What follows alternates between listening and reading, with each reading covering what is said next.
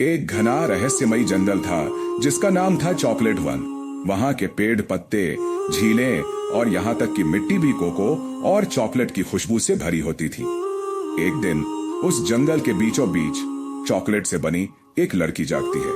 उसका पूरा शरीर दूधिया और डार्क चॉकलेट का बना होता है। उसकी आंखें सफेद चॉकलेट जैसी चमकदार, बाल कारमेल से झूलते हैं और उसका स्पर्श मीठा लेकिन ठंडा। वह कौन है, कहां से आई, उसे खुद नहीं पता। वहीं जंगल में एक भयानक शेर रहता है, लेकिन यह कोई साधारण शेर नहीं। उसकी आंखें नीली चमकती हैं और उसकी दहाड़ सुनते ही पेड़ झुक जाते हैं। कहा जाता है कि शेर किसी खास चीज की रक्षा कर रहा है, लेकिन किसी ने आज तक पता नहीं लगाया कि वह क्या है। जंगल के जीव उससे डरते हैं और कोई उसकी ओर आंख उठाकर नहीं देखता। एक रात चॉकलेट लड़की को एक रहस्यमयी आवाज सुनाई देती है। तू बनी है उस रहस्य की चाबी जिसे ये जंगल सदियों से छिपा रहा है। आवाज उसे शेर की ओर खींचती है। अगली सुबह वो शेर की गुफा में पहुंचती है। शेर उसे देखकर दहाड़ता है, लेकिन लड़की डरती नहीं। उल्टा उसके शरीर से एक मीठी खुशबू निकलती है जो शेर को शांत कर देती है।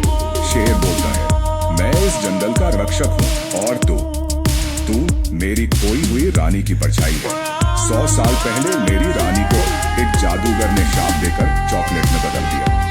मैं तब से उसकी आत्मा की रक्षा कर रहा हूँ। लड़की की आंखों से आंसू गिरते हैं जो कैरमेल में बदल जाते हैं। शेर लड़की को जंगल के सबसे गहरे हिस्से में ले जाता है। वहाँ एक पुराना मंदिर है जिसके बीचों बीच एक चॉकलेट का दिल रखा है। शेर बोलता है, अगर तू सच में वही है तो ये दिल तुझसे जुड़ेगा। लड़की जैसे ही उस दिल को छूती है, एक तेज रोशनी फैलती है। पूरा जंगल कांपता है। शेर की आंखों से आंसू गिरते हैं और उसका शरीर पत्थर बनता जाता है। जंगल में अब एक नई रक्षक पैदा हो चुकी है, वही चॉकलेट लड़की, पर अब उसके अंदर शेर की आत्मा भी बस गई है। अब वो आधी लड़की आधी शेरनी बन गई है और तभी उसकी आंखें नीली चमकने लगती हैं, ठीक उसी तरह जैसे शेर की होती थी। कहानी यही खत्म नहीं होती। जंगल की अगली पीढ़ी अब उसके रहस्य से अनजान है, लेकिन वो जंगल के हर रहस्य की